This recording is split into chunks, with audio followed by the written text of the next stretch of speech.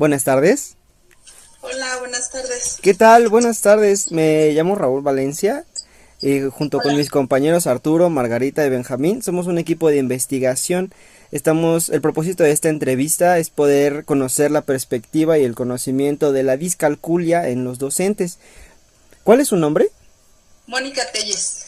Mucho gusto, señorita Mónica. La entrevista tiene un tiempo de duración aproximado de media hora. Trataremos de hacerlo lo más breve posible. ¿De acuerdo? Ok. Sí, Me está bien. gustaría empezar, dígame, ¿usted ha tenido alguna aproximación con la discalculia, con algún tema de discalculia dentro de su desarrollo profesional? Bueno, yo soy maestra de educación especial. Este es mi tercer ciclo escolar en educación especial. Anteriormente trabajaba también en el sistema, pero era otra la función. En educación especial, pues sí, obviamente sí existen alumnos con esta dificultad. Claro, muchas gracias. Y desde su perspectiva, ¿qué significa la discalculia? Usted que tiene este enfoque sobre la educación especial, desde su perspectiva, ¿qué significado le da la discalculia? Bueno, la discalculia es un trastorno específico del aprendizaje. Que dificulta obviamente que los chicos puedan consolidar las matemáticas. Claro.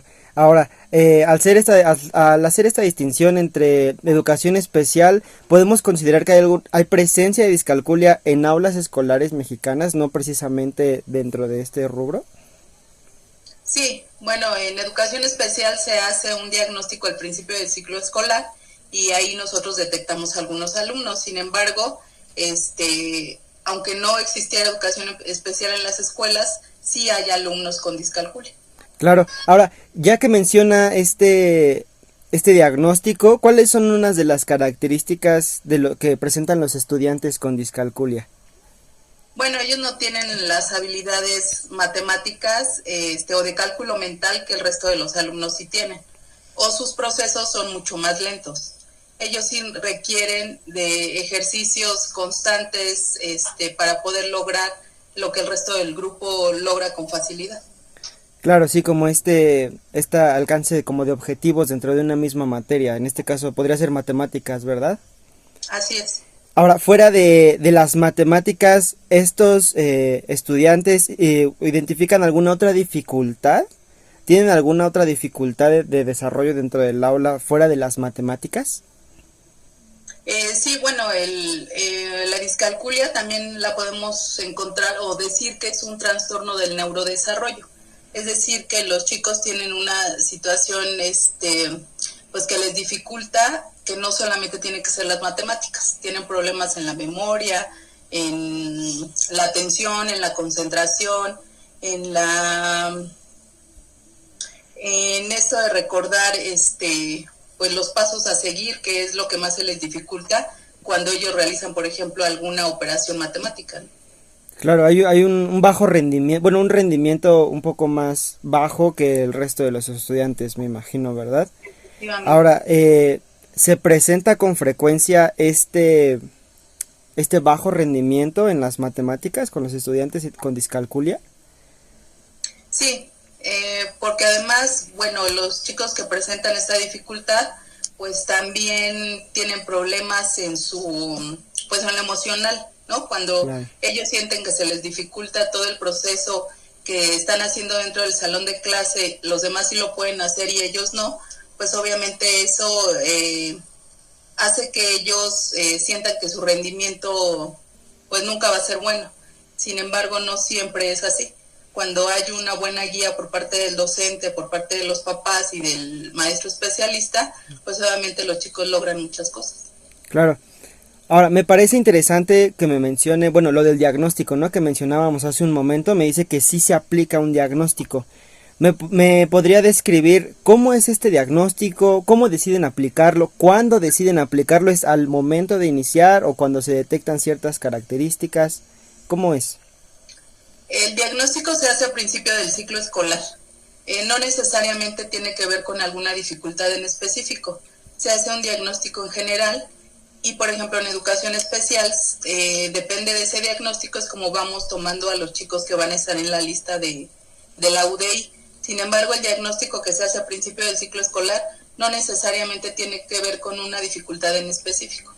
Claro, ¿Cómo es... se hace? Bueno, pues se hace varias pruebas, ¿no? En especial, hablando de matemáticas, pues solamente son operaciones básicas, suma, resta, multiplicación, división, y en la lectoescritura se hacen dictados, ¿no? Con eso nos da un panorama pues muy general, no es nada especializado, porque bueno, para que atiendan alguno de los alumnos con alguna dificultad de discalculia, pues sí tendría que ser más profundo. Sin embargo, el diagnóstico que se hace es muy general. Claro, es para específicamente porque es con necesidades especiales. Ahora, Así. eh, ahora una vez que se identifica el acercamiento, ¿es en general, la especialidad del acercamiento es general o es en particular para cada escenario en particular? Es decir, con los niños con discalculia se tiene un acercamiento en particular por esta parte de lo emocional que mencionaba, este rol que ellos tienen esta dificultad hasta emocional para poder desenvolverse dentro del aula. ¿Tienen algún acercamiento especial? ¿Cómo es? Si habláramos de la labor que tienen los maestros de educación especial en las escuelas, no puede ser de manera particular. Las actividades se realizan con todo el grupo, siempre se planifican pensando en las dificultades de estos alumnos, sin embargo se trabaja para todos. No se puede sacar a los chicos del salón, ni tampoco trabajar de manera individual. Cuando se intenta trabajar de manera individual es cuando se hace un acompañamiento. Es decir, cuando el alumno está en la clase de su maestra titular y nosotros como maestros de educación especial entramos al aula a acompañar a los chicos en la actividad que estén haciendo en ese momento, que no necesariamente tendría que ser matemáticas, ¿no? Claro, sí. Ahora, dentro de estos acercamientos que me menciona que tienen los maestros, ¿qué cuentan con apoyos o qué intervenciones suelen implementar para ayudar a estos estudiantes con discalculia, vaya?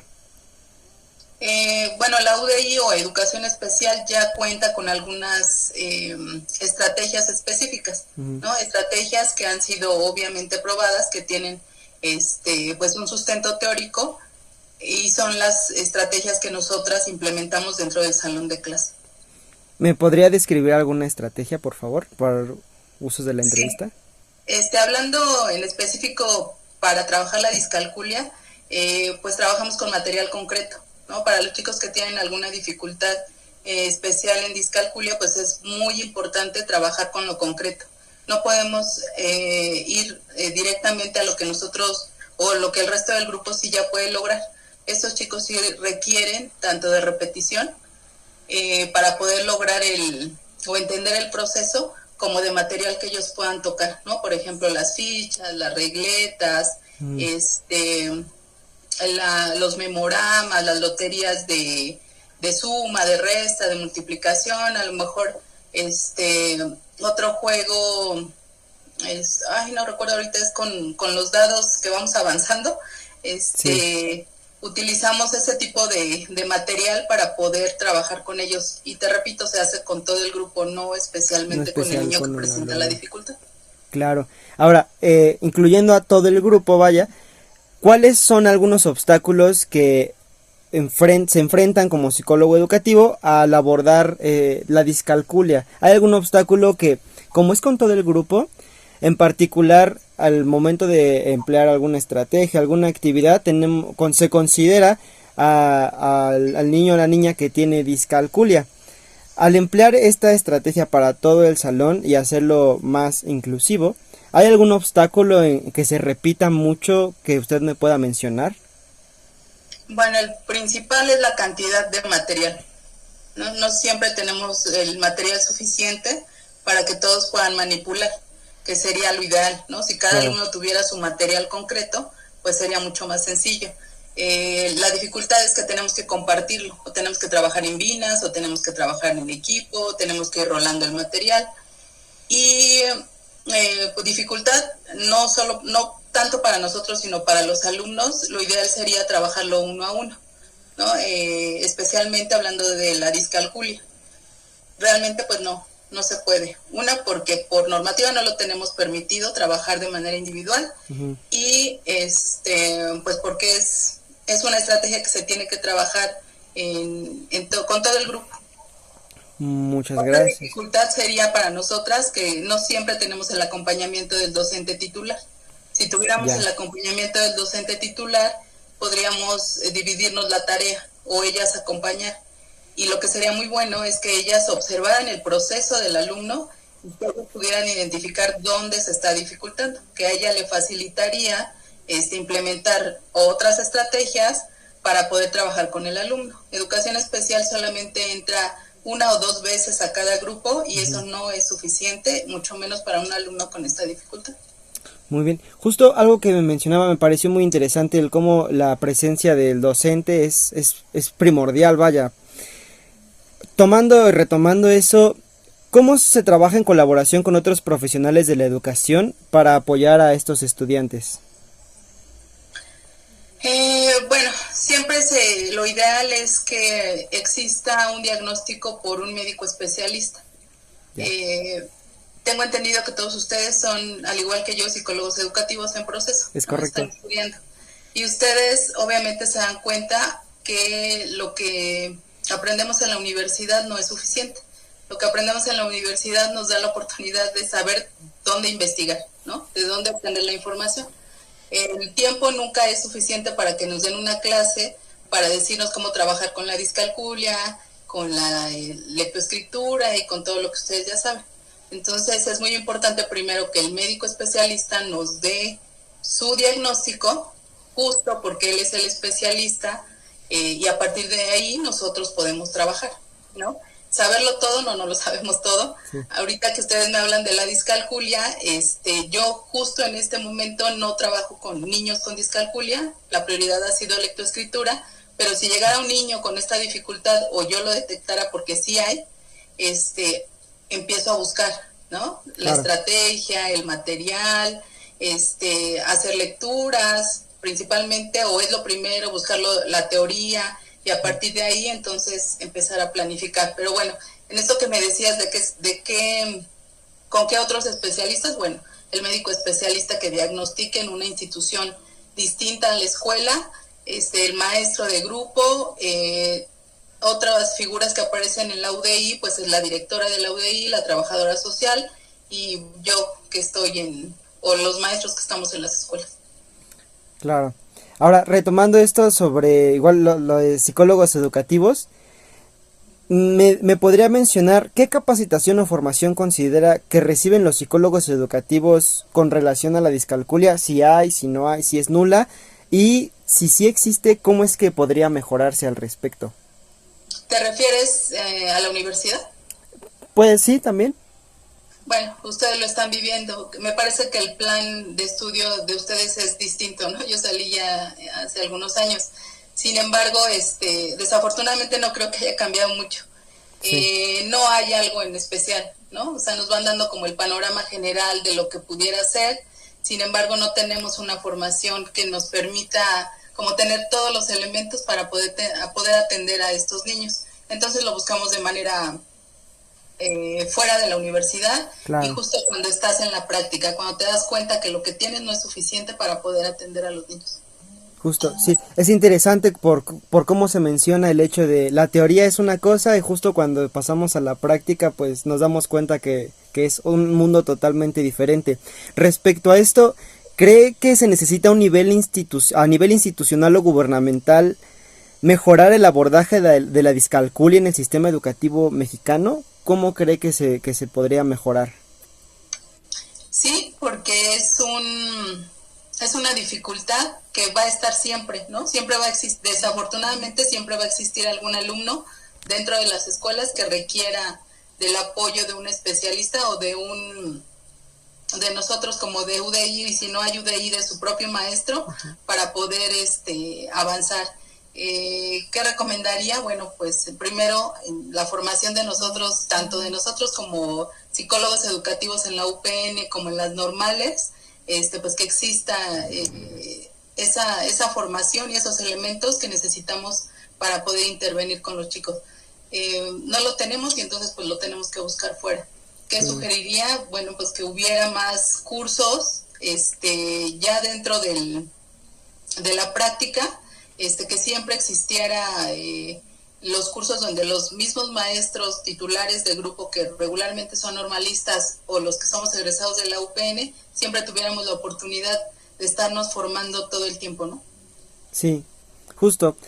Y sobre, pues, sobre buscar una capacitación, tal vez fuera también, ¿no? Además, no solo quedarnos como con lo básico, vaya, al momento de tratar esto. Y justamente sobre eso, dígame, ¿cuál es su opinión sobre el impacto que tiene la discalculia en el desarrollo académico y emocional de los estudiantes? Usted que me dice que lo ve justo, no solo a manera individual, sino también como grupal, cómo se aproximan, cómo afecta emocionalmente. ¿Cuál es su opinión? En la discalculia principalmente es emocionalmente, ¿no? No sé si les pasó a ustedes, pero la materia de matemáticas es la que siempre genera más ansiedad. Sí. Y además porque las matemáticas las utilizamos en la vida diaria, ¿no? A veces hasta de broma cuando nos dicen una multiplicación y no estamos preparados para contestar, a veces hasta nos equivocamos.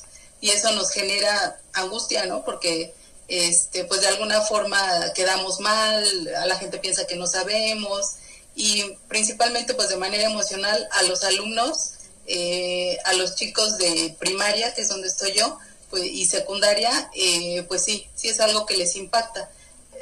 De manera emocional han existido alumnos que prefieren esconderse en el baño, por ejemplo, cuando les toca matemáticas en la secundaria, pero no entrar. No les gusta o no saben, porque además no tienen los elementos a esa edad para enfrentarse a decir, bueno, entro y no importa si me equivoco, ¿no? Entonces, de manera emocional, pues claro que tiene un impacto.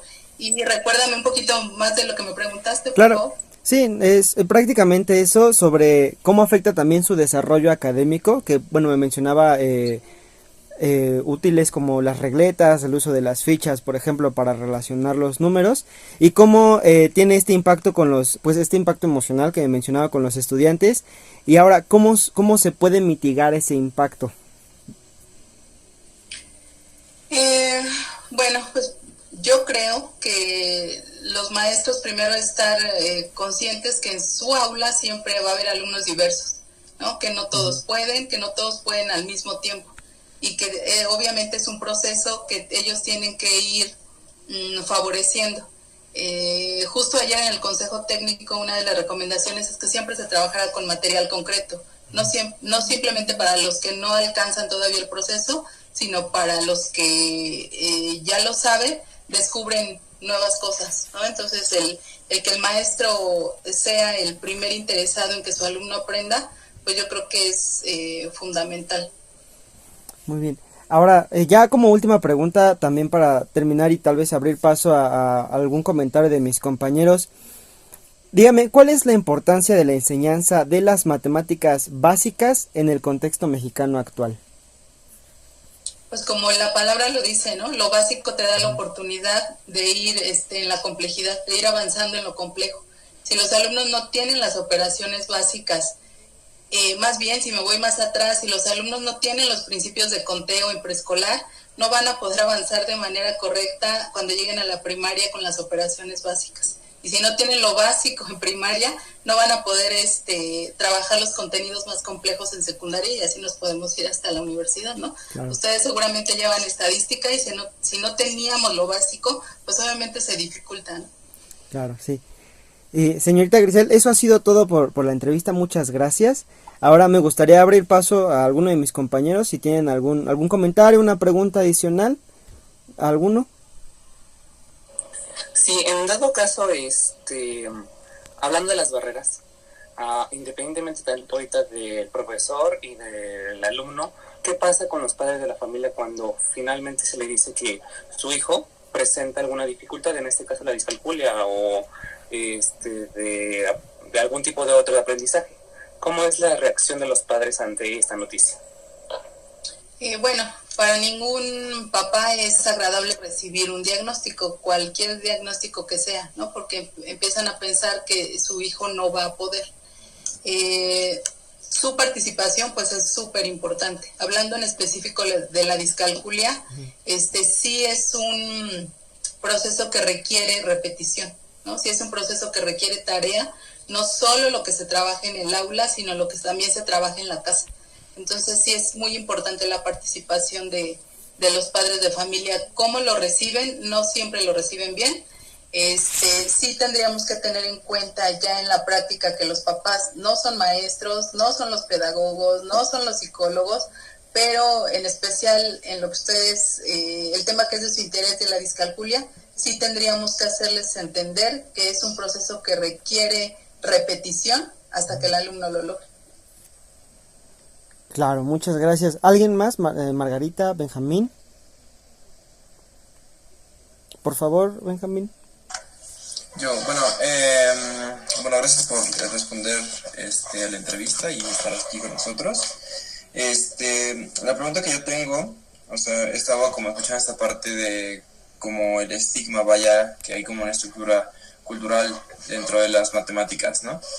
En este caso,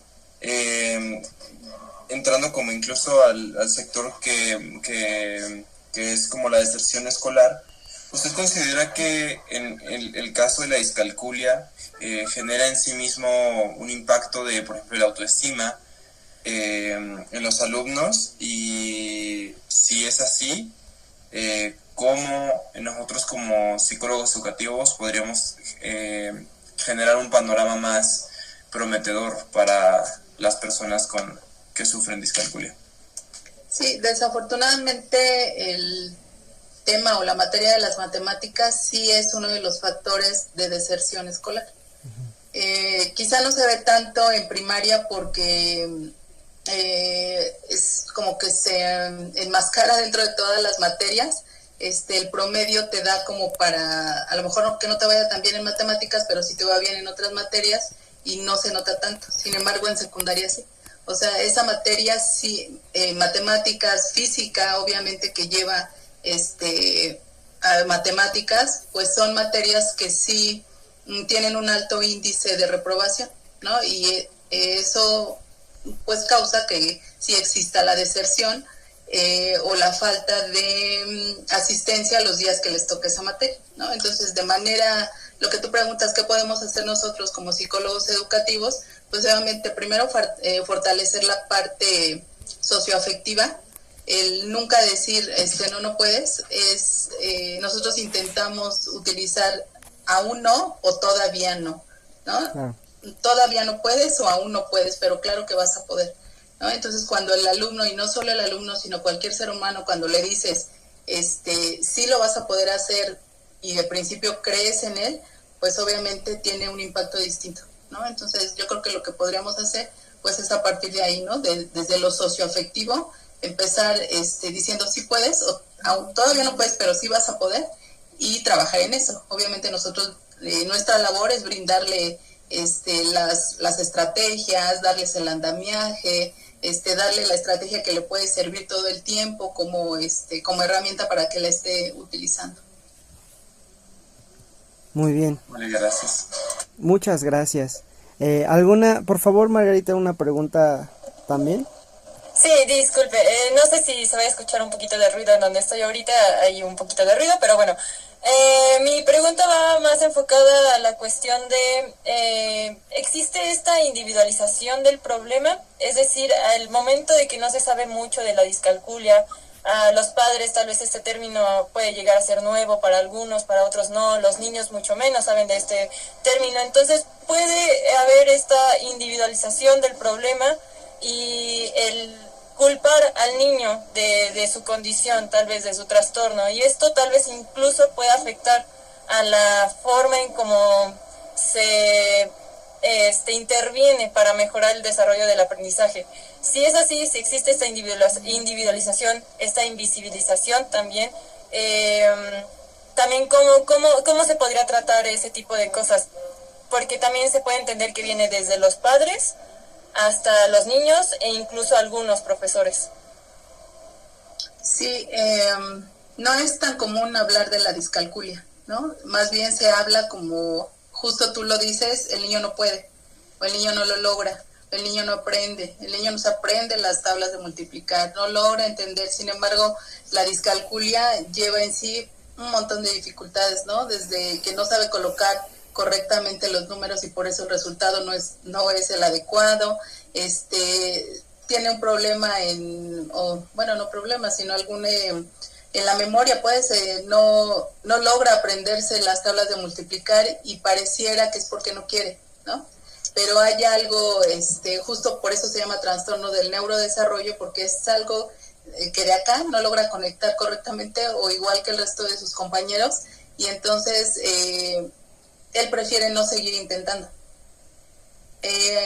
Sí, los papás y los maestros no estamos tan acostumbrados a hablar de ese diagnóstico, son más comunes otros. Sin embargo, pues sí, sería muy importante hacerlo más visible, ¿no? Cada vez más visible, que los papás entiendan que es una dificultad, no es que no quiera. Muchas gracias. Benjamín, por favor. En este caso de la discalculia, su diagnóstico se puede ver entorpecido. En este caso que no hay, porque por ejemplo nosotros buscando en las redes de revistas y de divulgación científica, encontramos muy poco sobre discalculia, ¿no? O sea, no hay mucha información sobre discalculia. En este caso siento que está como muy abandonada esta cosa, porque supongo que, pues no sé, como que no le han dado como un foco de atención que debe. ¿Considera usted que se confunde la discalculia, por ejemplo, con trastorno de déficit de atención, con trastorno de espectro autista? Porque también tengo entendido que pues las personas con discalculia pueden padecer incluso este tipo de trastornos o puede venir acompañado de dislexia, ¿no? Entonces, ¿usted considera que es propio, o más bien considera que esta poca información se debe a un mal rastreo o un mal diagnóstico? Porque, por ejemplo, ahorita el TDA está como muy, no quiero decir de moda, pero puede haber como un entorpecimiento al diagnóstico de la discalculia por este tipo de tendencias de investigación. Yo creo que lo que dices es importante, sí tendríamos que separarlo.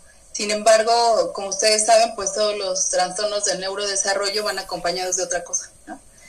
Tienen más comorbilidades, ¿no? Por ejemplo, el trastorno por déficit de atención, obviamente las personas que tienen esa condición también tienen dificultades en otras áreas. Entre estas aparece la discalculia, ¿no? Entonces me parece que la discalculia está como metida en varios trastornos y sería muy bueno esto que ustedes comentan, ¿no? Separarlo para darle la atención que requiere. Sí es parte, claro que es parte, es comórbido a otros trastornos y por eso quizá no se le da la importancia que requiere y sería pues muy buena idea separarlo, ¿no? Tratarlo de manera separada, aunque es el conjunto de un montón de síntomas que pudiera tener un mismo trastorno. Ok, gracias. Muchas gracias. ¿Hay alguna otra pregunta o comentario, compañeros? Perfecto. Señorita Grisel, pues eso sería todo. Usando los últimos minutos, me gustaría reconocer su experiencia dentro de este tema, también dentro de la parte de lectoescritura. Me gustaría nutrir alguna opinión, comentario, algo que le gustaría agregar para nutrir esta parte de la entrevista sobre este tema de la discalculia, para igual nutrir nuestra investigación. Bueno, pues primero agradecer, yo espero que la información que compartimos sea de utilidad. ¿Qué me deja la entrevista? Bueno, pues retomar el tema, ¿no? Saber que también nosotros lo vamos olvidando, ¿no? Vamos dándole un lugar más importante a la lectoescritura, y la discalculia va quedando, ¿no? Sin embargo, la discalculia es súper importante porque las matemáticas las utilizamos todo el tiempo, ¿no? Y sería una buena forma de ayudar a los chicos. Y bueno, pues me dejan más bien la tarea de pensar en esto, de los niños que estoy atendiendo, y pues dedicarles este último trimestre de este ciclo escolar a actividades que puedan favorecer esa parte. Muchas gracias. Pues si no hay ningún comentario adicional, opinión, sugerencia, por nuestra parte sería todo. Muchas gracias por brindarnos estos minutos de su tiempo. Para nuestra investigación fue bastante importante y bastante relevante lo que usted nos pudo decir. Señorita Grisel, espero que siga teniendo una muy buena noche. Hasta luego. Gracias. Hasta luego. Muchas gracias. Bye. Órale, te viste muy